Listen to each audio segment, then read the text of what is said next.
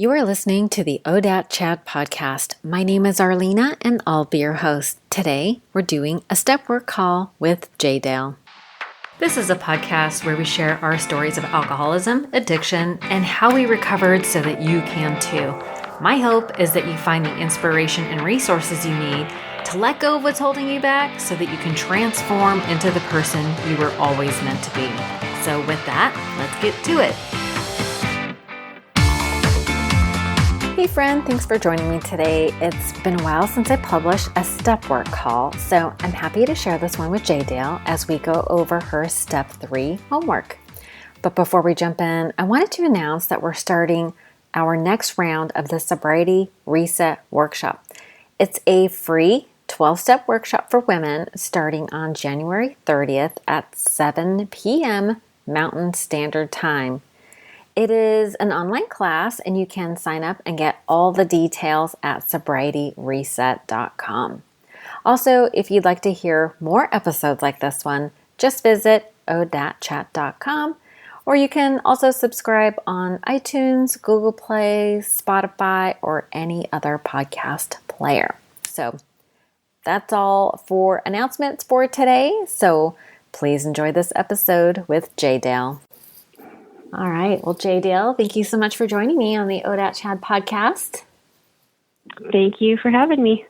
We're doing step 3. Woohoo! Yay! Yay! And I was just thinking, gosh, were you the first one to record? You were the first one to respond to my request for step work guests, right? Yes.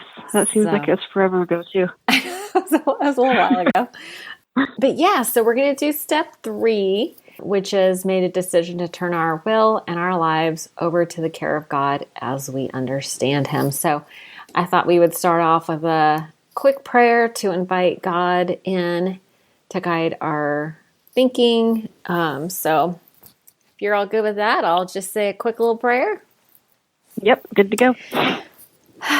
Dear Father, thank you so much for this time with Jaydale. I pray that you enter our minds and our hearts, that we might learn or discover whatever it is that you would have us see today. And we thank you so much for all your love and blessings. Amen. Amen.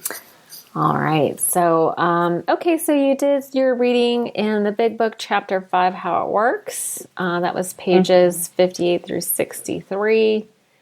And this is the fun part, right? So we get to talk about all your your controlling mechanisms, all the fun things that you do to try to manage your own life. But the beginning of the exercise says look up control in the dictionary and then list 2 to 5 techniques that you use to control people, places, and things.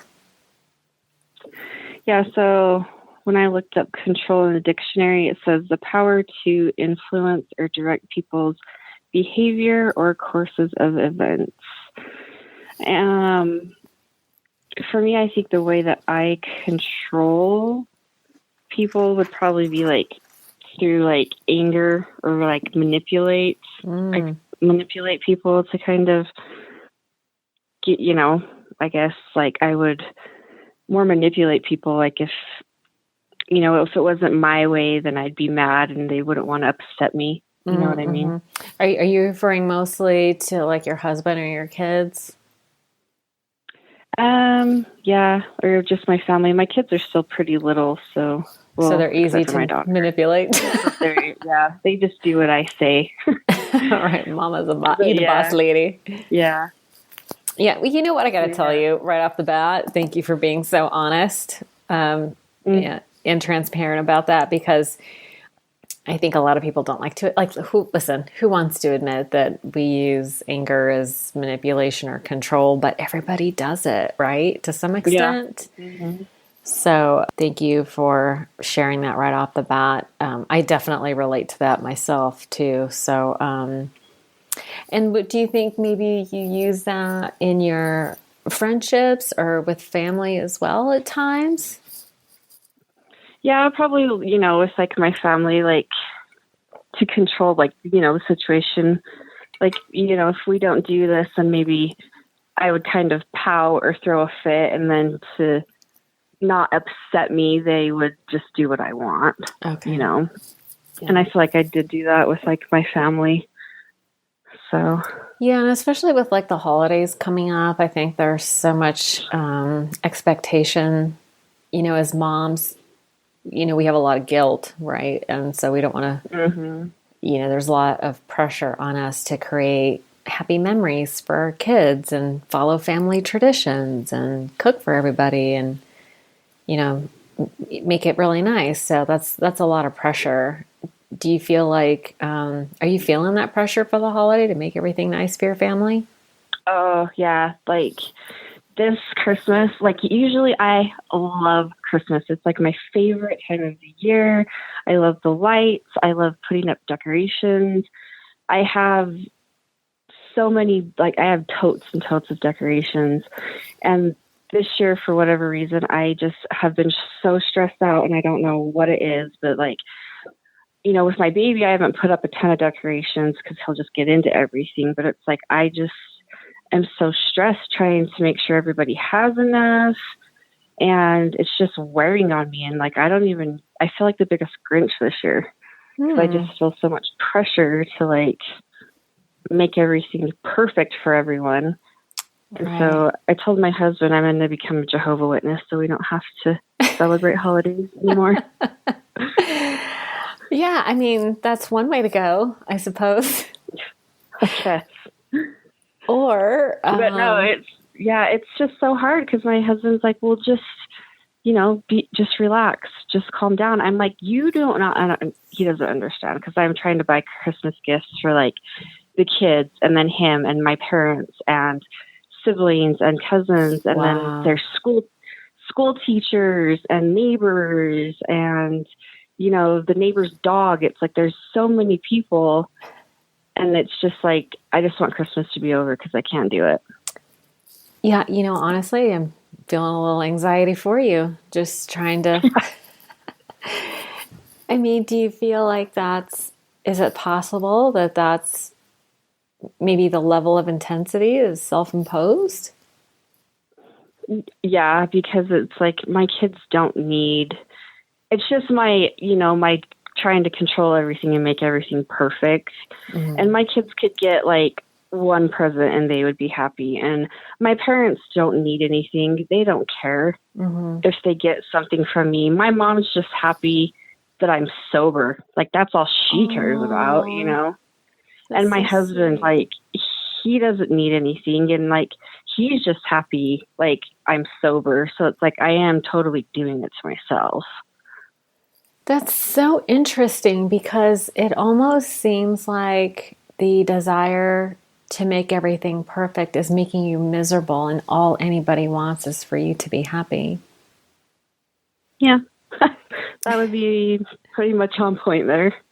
Yeah, but I mean, I think as a mom, we do feel a lot of pressure to make it a nice holiday. So, yeah, maybe you can just take a little time to do some self-care and maybe look to see where you can let some of that go so that you can be happy, because that's really all the kids and your family want. But this is your first sober Christmas, right?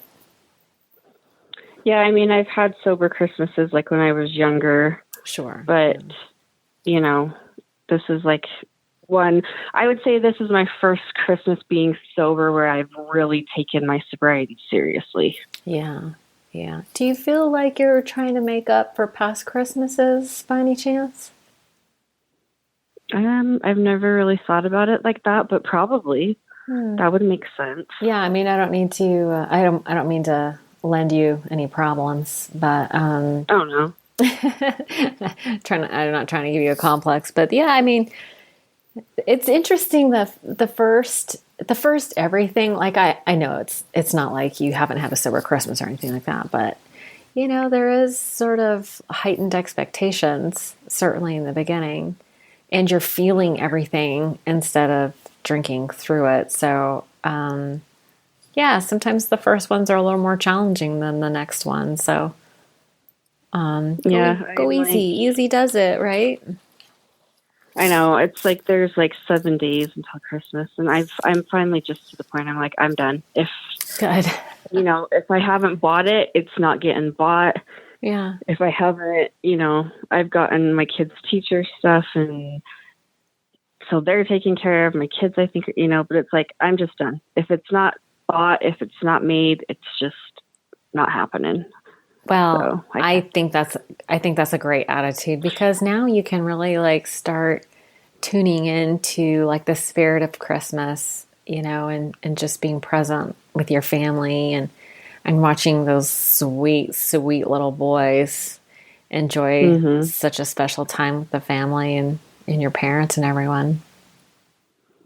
Yeah, and today, like I was telling you before we started, I got to go down, and volunteer and hand out gifts to some families with the Salvation Army. And, I was able to go do that service. And it was just like like a reiteration or whatever to, with AA, it's like you need to be giving service all the time, to help keep you sober. Yeah. And so going down and doing that service was helpful to remind me that, yes, the holidays are not about getting, it's about giving, and it's about the service. And that's what you need to, I think, turn around and focus on. And it really made me feel, kind of in the Christmas spirit. And that was a good reminder that I need to continue, doing my service work with AA to keep on a good path. Absolutely. Yeah. No, that's awesome. I'm glad you had an opportunity to do some service. It's a great self-esteem building exercise. Yeah. Yeah, very cool. Awesome. Nice. Okay, so back to the exercise. So using anger as a form of manipulation to get what you want. So was there anything else that you listed? I think I just felt like anger and fear and manipulation. Yeah, that's plenty. I just wanted to make sure we didn't miss anything. That's enough. That's enough. Yeah, it's anger is my go-to. I get it. So list an example of each of these control methods. So we actually kind of talked about how you when and how you use those. So how about the next one? Explain what you imagine would happen in each example if you were unable to control it. So like with your family, to try to get them to do what you want, if you let them decide, or if you didn't control it, what do you think would happen? So I guess if I let them, if I just let anyone else, I just have to be more like accountable, I guess more responsible, more vulnerable. And nobody likes to feel like that. Nobody wants to feel responsible. Nobody wants to be responsible and vulnerable. So, and that's like what I have a hard time, being vulnerable and like letting my feelings out. Yeah. Getting in touch with my feelings, letting other people, they say, there was a really good quote. Because I don't like people to see what I'm really feeling, and like have these walls up. And I was reading, because I had some trauma, but it just says anyways, it's in this book, but it says we usually want to maintain control because we feel vulnerable if we don't. And it's particularly anxiety producing for women who have been sexually or physically abused. So I guess that's why I don't want to, feel vulnerable or let my feelings out or whatever. Yeah, I mean, so it's easier just to manipulate people instead of. Yeah, does that make sense? Absolutely, yeah. If you're coming from a place of having trauma in your past, the message that you get when you're young and things like that happen is that the world is not a safe place. So you have to control it in order to be safe. Because if you are vulnerable, then bad things happen. So, it's a very natural response. And, when I interviewed Dr. Covington, she talked about women who deal with sexual abuse, that they don't necessarily, it's not like you can like completely resolve it, but she talked about managing triggers when they come up. Like if you have that kind of trauma in your past, like how to manage those triggers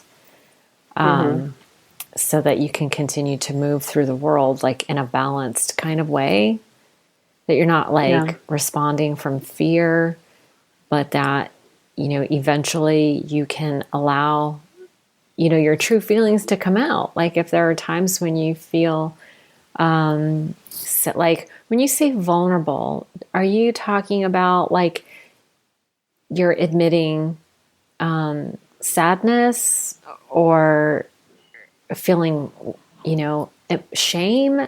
Or what is that? When you say vulnerable, what does that really mean? I think it's just that I don't want people to think that like I'm weak. Okay. It's because I've always tried, I think from being a little girl and like just going through like things that I've went through, I feel like I've always had to be like the strong person. Okay. And so I don't ever let like a lot of my true feelings out because I feel like I have always needed to be the strong one. Mm-hmm. And so I don't want to appear like I'm weak. So like I just put on the front like nothing bothers me. Right. But that can be really exhausting. Yeah. Yeah. And it's been my experience that when a feeling presents itself, if it's not acknowledged and processed meaning like you don't get to talk about it, like if you stuff it, it comes out sideways, like when you least expect it. Yeah. Yeah. So that's why I turned to drinking, because I wanted to escape my own head and just completely like check out, because I just bottled everything up for so long. And instead of like, because I had no coping skills at all. Right. So instead of figuring out how to deal with them in a healthy way, I just drank to completely check out of my own head. Right. So, but did you find that you experienced the occasional like volcanic explosion when drinking sometimes? Yeah. Oh, yeah. Yeah. Definitely. I'm sure my husband would agree to that as well. Yeah, I mean, I did that too. Sometimes I'd wake up the next morning and just be like, oh my God, what was that all about? Like you think about the night before and be like, why am I so angry? Like I was so disconnected from my feelings that I'd wake up the next day and just totally bewilderment. Like, wow, I don't even know what that was about. Yeah. And I can remember times where I would be like hysterically crying. Mm-hmm. And then I'd wake up in the morning and I'm like, what the hell is that all about? Yeah, exactly. Oh my God, the crying. So embarrassing. Especially when there's like other people around, you're just like, I remember a couple of times that, there was like some friends over and I just like was drinking too much and just started like bawling and I'm like, I'm sorry, I'm crying. And then the next day I'm like, oh my gosh, please just kill me now. You must have been mortified, because especially somebody who needs to appear strong all the time. Yeah. To just have that hanging out, that must have been mortifying. Yeah, that was always a fun thing to wake up and remember, like, that was awesome. Yeah, so then you feel even worse about everything. Yeah. Oh, goodness. Okay, so thank God we don't have to do that anymore. Yeah, exactly. Exactly. I know once in a while, like, I'll see some of the people that, like, I did that in front of, and, like, they don't care, but I'm just like, oh my gosh, I hope they don't remember that. Yeah, that kind of, so everyone pretends like they don't remember, but yeah. The good reason. It's like a good reason to stay sober. Yeah, it's like they were drinking too, so there's a good chance they might not remember. Okay. But Phew. yeah. Hopefully, we're counting on that. Yeah. Well, you know what's funny is most people are so self-centered. All they really are thinking about are themselves anyway. That's true. So you might have it out there. Yeah. Yes. That's awesome. Yeah. Gosh, that brings me back. All right, let's not dwell on it because that's painful. I know. We acknowledge it, we honor it, we move on. Thank you. Next. Okay, so the next question, what is the difference between submission and surrender? So let's see. For submission, it said accepting or yielding to a superior force. And then surrender, cease resistance to an enemy or opponent. So, yeah. So, do you have examples of submission and surrender from your past? And I can give you an example in my own life if that's helpful. Sure, yeah. I mean, so thinking about submission, that feels more like somebody imposing their will on me. And I remember there were times when, for instance, I had to go hang out with people that I didn't want to hang out with in order to get what I needed to get. Because when things are illegal, you have to go hang out with some shady characters, like seeking the lower companionship. And it was like a submission, almost like I submitted to somebody else's plans or what they wanted to do or whatever. Like I had to sell myself out, basically. Right. But surrender, for me, it feels more like when I finally decided to admit that my way wasn't working. Like I had tried everything I knew to control my drinking, like drinking a glass of water in between alcohol drinks or, switching from hard alcohol and mixed drinks to just beer or wine or, not drinking before a certain time or just on certain days. But then when I realized I couldn't control all that, I had to surrender to the idea that my way wasn't working. And that felt more like it was my choice as opposed to somebody else, submitting to somebody else's choice, if that makes any sense. Yeah. So I would say an example of being submissive, the first time a couple of years ago that I quit drinking, I felt like I was more forced into it. It was kind of you need to quit drinking because I got into a little bit of trouble. We live in a small town and my husband, I guess I was getting out of control. And my husband ended up calling the cops on me and the cops came and I wasn't arrested or any charges filed or anything like that because they're, friends with us. But so after that happened, I was they're okay, that's enough, you need to quit. And I was okay, I don't want to get in trouble with the law.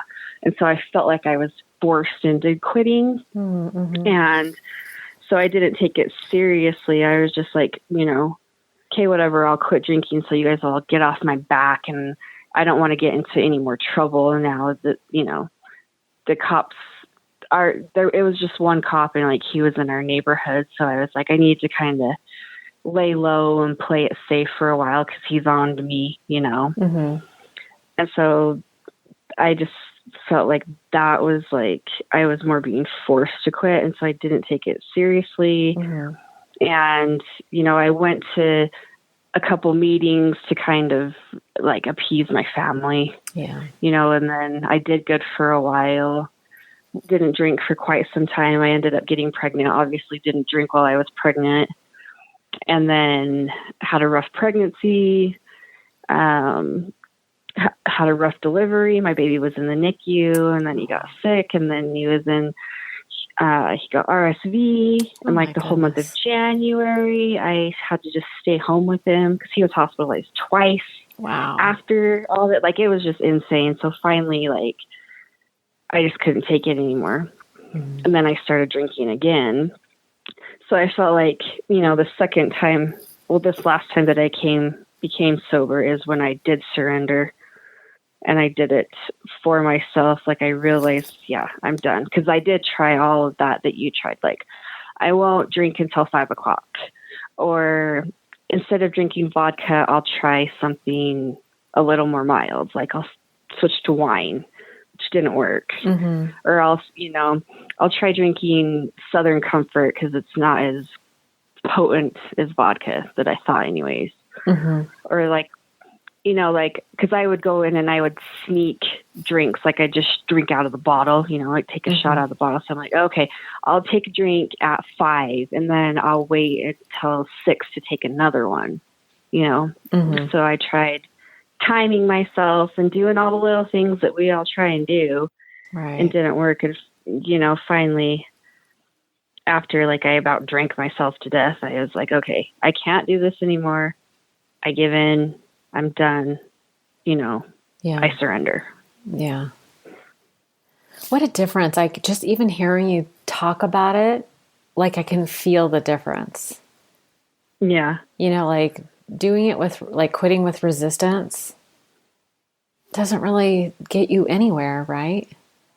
Right. But it's like, even just like the energy felt different. Like when you were just talking about, like, when I was done, I was done.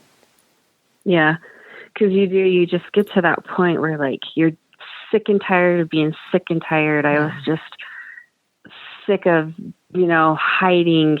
Like, you think that you're hiding from your family, but you're not. They know, Yeah. But it's like, I was sick of the hiding. I was sick of waking up with the hangovers.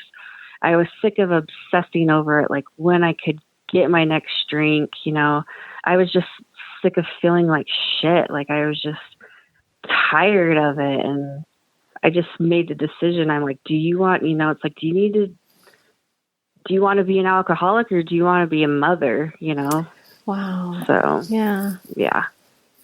And then, and that's when you were able to, did you go to did you go to a rehab or outpatient or? No, I did the outpatient stuff, like the IOP stuff, like a couple of years when I quit drinking before, to like kind of appease my family. Mm-hmm. And I didn't feel like I really got a lot out of it. Okay. And I just kind of, because I felt like the counselors that were there, like, they were all like super religious, like, for my state, and never had drank before. And so, like, I don't feel like, how do you, it's like, telling someone how to raise a child when they've never had kids, Exactly. Yeah. So I didn't want to go back to there. And I just, I really thought about it and I prayed about it. And I just decided going back to the meetings was what was going to help me. And that's what I ended up doing, was going back to the meetings. And that's when I started digging into, like, the podcast. That's when I found your podcast. Right. And so. And the literature. And then I went and I found a good therapist, and I saw a therapist once a week, and then I went to meetings once a week, and I listened to a podcast every single day, or I read. So that's what I did. Yeah. And you're in an area where there's not a whole lot of meetings. So, and right. Truth be told, if you look at the history of 12-step programs, people used to get sober by writing letters to each other. Like, there weren't any meetings. Like, you didn't get to pick and choose. Like, a lot of us, that come from bigger cities have lots of meetings to choose from. But when you don't, you need to be able to utilize the resources that you have. So, that's really cool that you were able to find, podcasts and books and therapists and read the literature and do all that stuff. Sounds like you were just really ready. Yeah, I was just ready to be done. I had, when I started, going to meetings, because a lot of them are like, hey, you need to do the 90 and 90, and it's like, it's an awesome concept for people. Like if you can do it, but it doesn't work for everybody. I live over an hour away from my closest meeting, and I have little kids, I have a life, and it's like, it's just not possible for me to do the 90 and 90. So what is so awesome in our time is that we do have, the Facebook pages and the podcasts, and, so I think we're just lucky to have everything that we have, the technology that we have, Yeah, the technology really helps a lot. Mm-hmm. Yeah, and let me just reframe that for you some more and validate. 90 and 90 is highly recommended. But when you're talking about a meeting, that's for you, that's a 3-hour commitment, right? Because it's an hour there, it's an hour meeting. And if you left the moment it was over, it's still an hour back. So, well, it takes up my whole day, because I have to take my kids to a babysitter. And from, usually my family watches it. My family's another half an hour away. So I have to drive a half hour to drop them off and then drive back into town. So, going to a meeting takes up my entire day. Right. If I have to go in the daytime and take my kids. So there's no way. Yeah. So there is a legitimate reason why some people cannot do 90 and 90 in it. And you have found a way to make it work for you. So I applaud you for that. That's really good. Thank you. Yeah. Okay. So, let's see. So we defined submission and surrender, and it says, give an example of a situation where you felt your behavior had been submissive. We kind of went over that, and surrendering. So how do you honor and nurture your higher power? This is a good question since we're talking about higher power. And as just a little refresher, can you remind me what your, and you don't know, maybe your concept of God has evolved even since the last time we did step work, but do you mind sort of like giving me a brief overview of what how you think of your higher power? I was raised like Christian. I believe in like the Godhead. So like God the Father, His Son Jesus Christ, and the Holy Ghost. Like that's what I believe in. And I've had like a lot of different confirmations that, that I've asked God for different things and I've got them. So that's what I really believe in. I can't deny it. So. Do you have an example? Like I'll just say, okay, so like when I got sober this time, I went back to the meetings, and I think I've told you this before, but, so I went to, like, I had looked up the meetings and I couldn't find anything. So I'm like, well, I'll just go back to where I remember. So I went back to where they were holding meetings, and it wasn't there anymore. And I hurried and Googled it again, and it popped up. And so I had like 10 minutes to get to this other church. And so I ran over, I made it to the meeting, and because I just asked God, I said, God, if this is your will, please show me, direct me, tell me where I need to go, And so these meetings popped up. I made it to the meeting, and I ended up meeting these two awesome women. And they're like, this was a Friday, and they're like, there's this really awesome meeting that's on Tuesdays that you need to come to. And Tuesdays happen to be the one day of the week at this time that I did not have anything going on. I didn't have school preschool for my kids.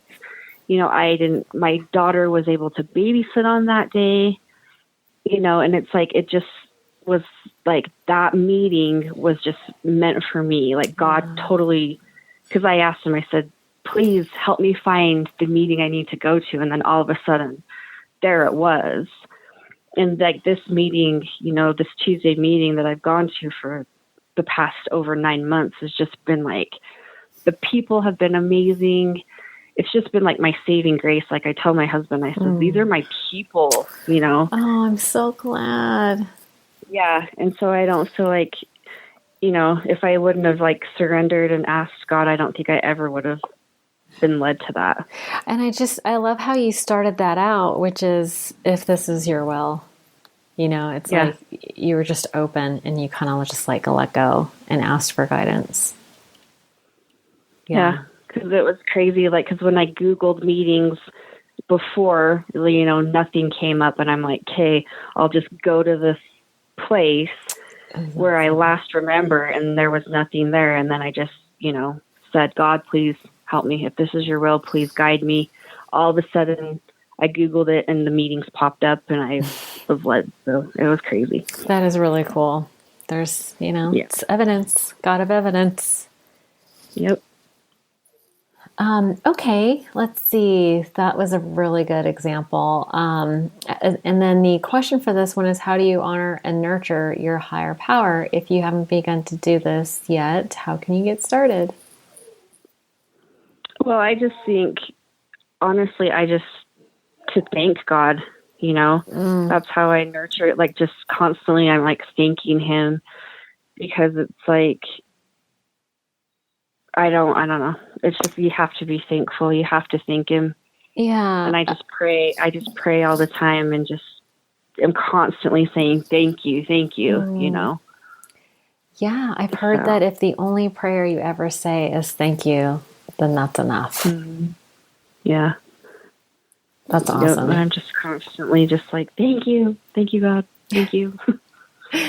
Yeah. And it's cool because, for me, God needed to be logical, and I'm kind of a science girl, and it's interesting how like neuroscience and, quantum physics and stuff, they talk about, it's almost like science and religion are finding lots of common ground, right? And there's this idea that what you think about, you bring about.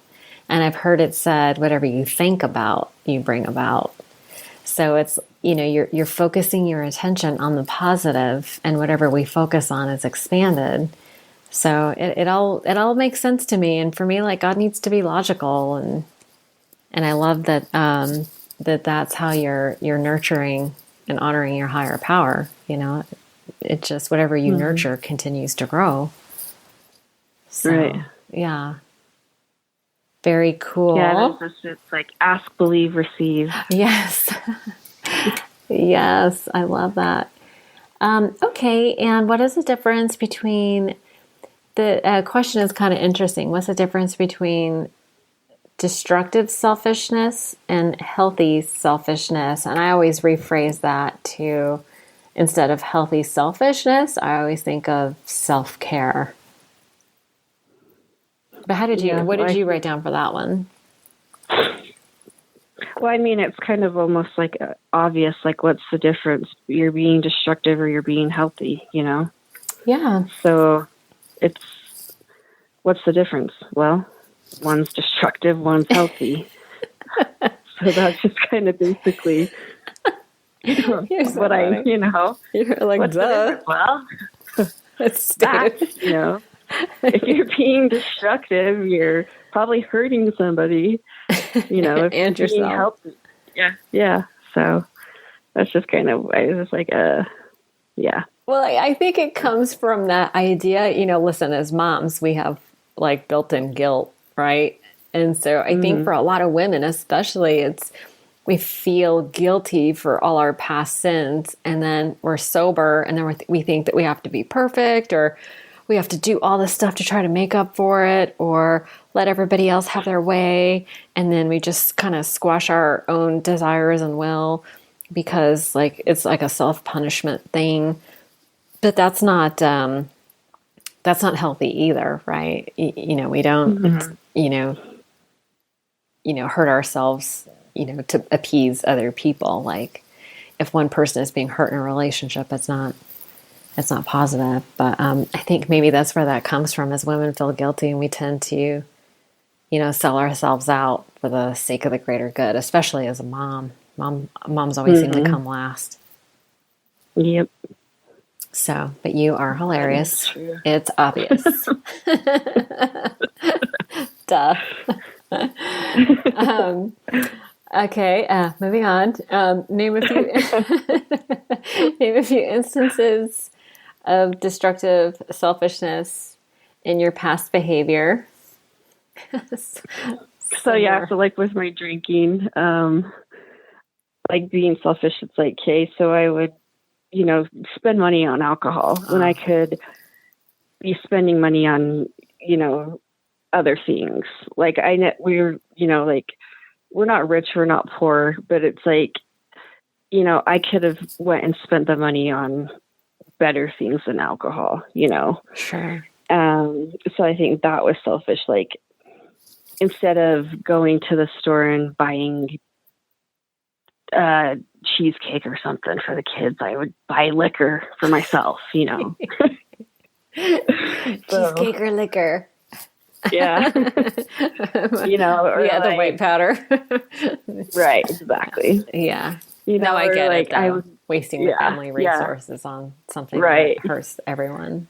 And I never was like, oh, my kid's either going to have diapers or liquor. It's like my family was always taken care of. Mm-hmm.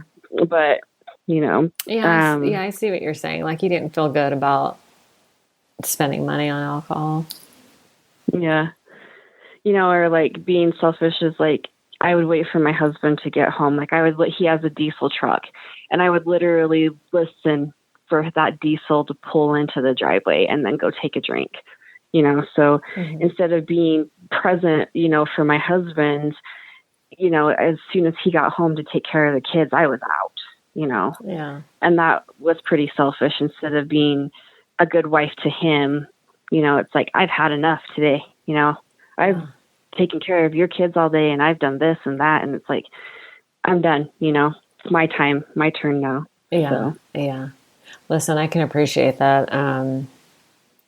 I had kids sober, but raising kids is hard. Raising kids is very hard, and it's hard on a marriage. And it's so, yeah, I had a person there like, so how many kids do you have? And I said, well, I have 4. My daughter's older, but I have 3 little boys. And she's like, you have 4 kids? And I'm like, yeah. She's like, no wonder you drink. And I'm like, thanks. Wow. Yeah. So people are silly sometimes. Ugh. So yeah. Okay. So yeah, it sounds like you have a good perspective. Like, now you try to give your husband a little time to decompress before you tap out and have him pitch in, which is very nice. Yeah, I'm a nice wife. What can I say? You're a good wife. Okay, let's see. List 3 ways you can improve your own sense of self by practicing healthy selfishness. And I know that you've been doing lots of really good self-care, but what are 3 ways that are maybe like 3 tools, 3 ways? What are some of the things that you do to practice self-care? So, I mean, obviously, if your well is empty, you can't give to other people, like they say on the airplane. Yeah, put your oxygen on first, or you can't. So, like, I've told my husband, I'm like, I need some different things so that I can be a good wife and mother to you. And it's like, I need to have like my daily alone time, whether it's to read or to meditate, or, like on Sundays, he'll let me sleep in, or he'll let me take a nap. He won't like let me, but he'll watch the kids. Sure. Yeah. So I can do what I want. But, oh, no doubt. Yeah. We all know who the boss is. Exactly. But I mean, at least like, just even if it's 15 minutes a day, I just need, just maybe so I can even just go to the bathroom by myself, but it's I need that alone time. So like, that's one thing that I've been doing to practice, my healthy selfishness self-care. Or whatever. Yeah, your self-care. And then, and then some other things that I've started to do, it might sound kind of like vain, but like getting my hair done, getting my nails done, helping, doing things to make me look younger. Mm-hmm. Like, I haven't taken care of myself in a long time. Mm-hmm. So it's like, I'm going to start doing these things again to take care of myself, to make myself feel good, because when you feel good on the outside, it helps you feel good on the inside too, you know? And it's like, I started just wearing, sweatpants a lot, or yoga pants. And it's like, I've started buying myself, like some fancier shoes so I can, like I said, it sounds kind of vain, but it's it's like, I'm going to start doing things again, because I used to, feel good about myself when, so it's like, I'm starting to try to do things to make myself look better on the outside, so I feel better, on the inside. Yeah. I mean, so listen, it's all in balance, right? It's not like, you're just finding the balance. You want to look good for your husband, and you want to look good for yourself. And it shows self-respect.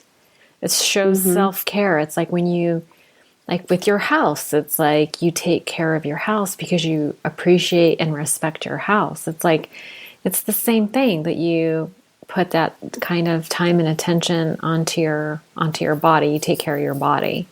And there is, I remember my mother-in-law telling me, she goes, I don't care how broke you are, especially when we first got married. She's like, I don't care how broke you are, go get a good haircut. A good haircut will make you feel like $1 million, even when nothing else is going right. And she was right. There is something about a little bit of self-care that should be like the minimum threshold. Even if you can't go get your nails done, you can still paint your nails or trim them or keep it nice or whatever.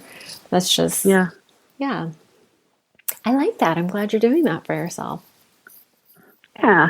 You deserve it. Yeah, it's like about time. Because like when I was drinking a lot, of course there were the days I was hungover, and so I didn't feel like getting dressed or doing my hair and makeup. So then when I'd look at myself, I would look like shit. So then I'd feel like shit. And, it's just like that vicious cycle. Yeah. And so, and then when I have my hair done and my lashes done and all that stuff, and I look pretty or whatever, I feel good. I look at myself and I'm like, I look better. I don't want to go back to looking like I did before, because everyone looks at like their before and after pictures, and it's just, you don't want to go back to that, Ain't nobody got time for that. Nope. Awesome. No, that's really good to hear. Okay, so it says, try to do one of these things each day and then upcoming week and note them here in your journal. So we don't necessarily have to go through all that, but it sounds like you have a good routine. It sounds like you're in balance, right? It's not like you're so focused on your outsides that you neglect your responsibilities, right? So it's all about balance. So sounds like and listen, you've been on the right track for a long time, a little over 9 months. Wow, that's amazing. Yeah. That's gotta feel good, right? Yeah. I don't know. Like I have not felt better, like emotionally, physically, mentally for a long time. So, well, and you've been doing so much work, right? It's like, I've done a lot. You've done a lot. Yeah. And it's like that. A lot. Yeah. And it's like what they say. It's like a clean house. Oh gosh, now it escapes me, but it's like you're taking responsibility. You're cleaning up your past. You're on top of what's going on in the present, and you got your spiritual life evolving and growing. And it's it's no wonder that you're beaming from the inside out. You look totally different, even from the beginning. Yeah, I went and picked up my chip for my 9 months, and I had several people come up to me after the meeting, and, they're just like, the transformation that you've made is amazing.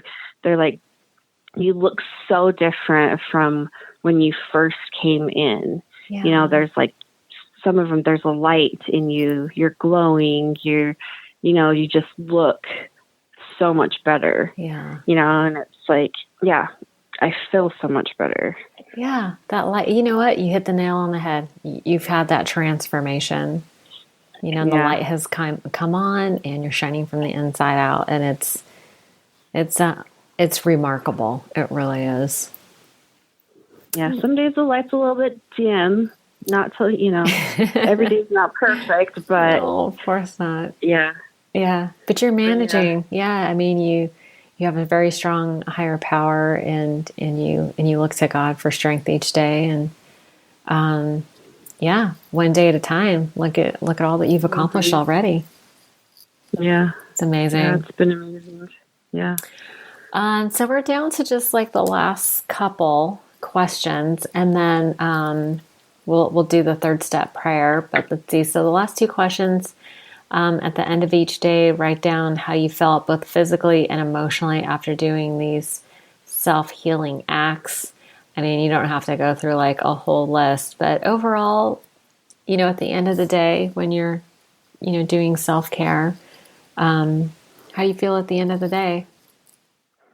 Yeah, I mean, you just feel rejuvenated, you feel lighter, not so, on edge, not so tense, just, not ready to rip somebody's head off at the end of the day. Just, Right. yeah.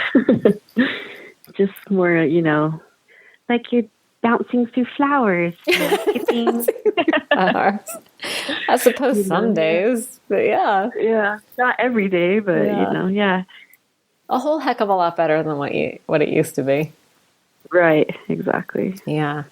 Let's see. At the end of the day, when I was drinking, it was, I don't really remember. So I would rather feel light and rejuvenated than... Light and rejuvenated. And I think that kind of covers the last one, right? How it affected your spiritual growth. What has changed for you? Yeah, I mean, everything, literally. Yeah. Everything's changed. The relationship with my higher powers changed. The relationship with my husband has changed. The relationship with my family has changed. Wow. I mean, my whole entire life has changed, and it's all been for the better. Absolutely. That's amazing. Yeah, well, I feel like I'm more patient. I'm more relaxed.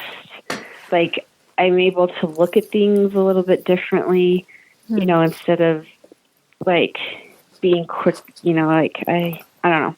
I can sit down instead of reacting to something. I can sit down and think about it before I react, so it's just, my whole entire life is just completely different. That is amazing. Yeah. And you've nurtured and grown your support network, which I think is huge. I mean, you've done a couple things, right? So your self-esteem has been improving over the last 9 months. You've been building up your self-esteem through service and that's huge. Yeah, doing the next right thing. And then you've built up your support network so that when the shit hits the fan, like it inevitably will, you have multiple people that you can reach out to sort of talk things through. Yeah. Yep. I have a ton of people, including you. Yes. Which I love. And I love seeing you in the closed women's group be such, you're so in service there as well, which I personally I love that. appreciate so much. Yeah, I love that. And you were the one who named the group Stepsisters. I know. You coined the term Stepsisters. Stepsisters. I think that's so fun. So cute. I love that. There, people are like, "Oh, you need to name your tribe. Like they need a name that they can refer themselves to." And I was like, "Jaydale, what should we?" And you're like, "We should be Stepsisters." Oh my God, yeah. That's the cutest thing ever. Yeah, I love it. Yeah, me too. Okay, so we're at the point where if you were in my house, I would ask that we kneel and hold hands, and I would say a prayer for you, and then you could say your third step prayer. So we're doing this via Zoom from different states, but I would like to lead a short prayer and then turn it over to you so that you can say your third step prayer. Is that okay? Yes. And if What you is want, that prayer? yeah, so on page 63 of your big book, and I can wait if you don't have it handy. Oh, I've got it. Okay, so it's on page 63 in How It Works. Okay, yeah. And the second paragraph says, we were now at step 3. Yeah, okay. Yeah, I'm a little slow. So, anyway, I got it. Wins the race. So I'll say a little prayer, and then you can say your third step prayer, and then we'll just wrap up. Sounds awesome. Okay.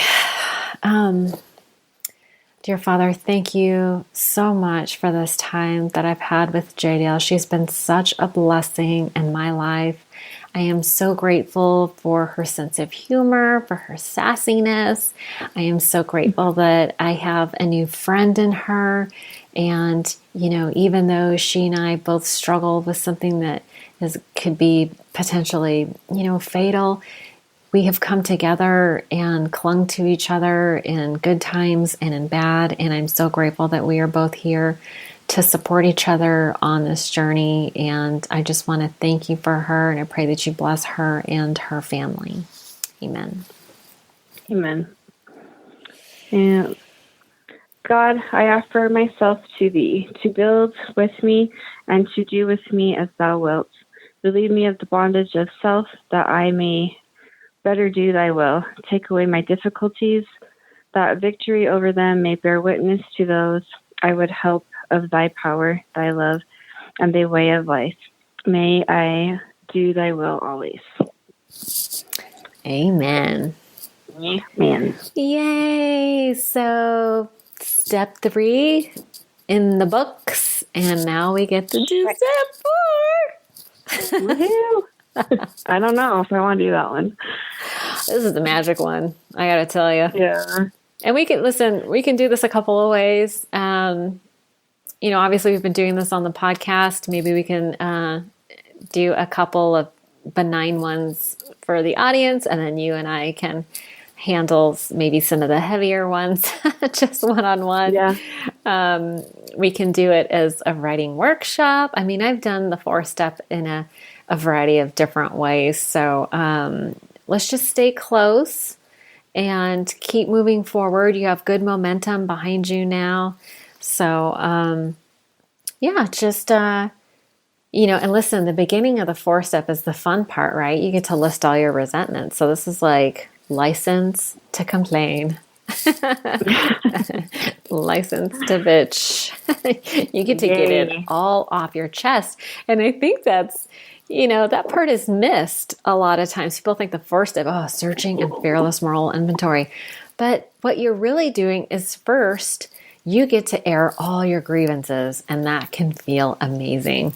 So let's just take it one little chunk at a time, and let's just trust God and see what comes up.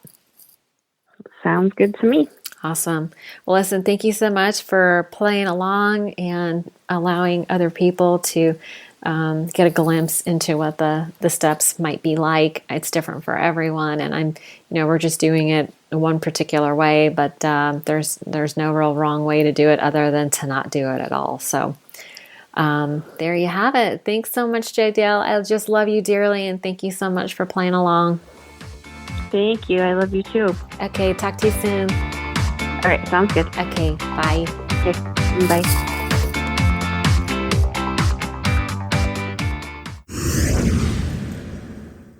One last thing before you go, if you enjoyed the podcast today, please don't forget to subscribe on iTunes or Stitcher and leave a review. And if you'd like to make a donation to the podcast and help me keep the lights on, you can do so by visiting odatchat.com. There's a donation button or membership button on the right-hand side. Have a great day. Thank you so much for joining us.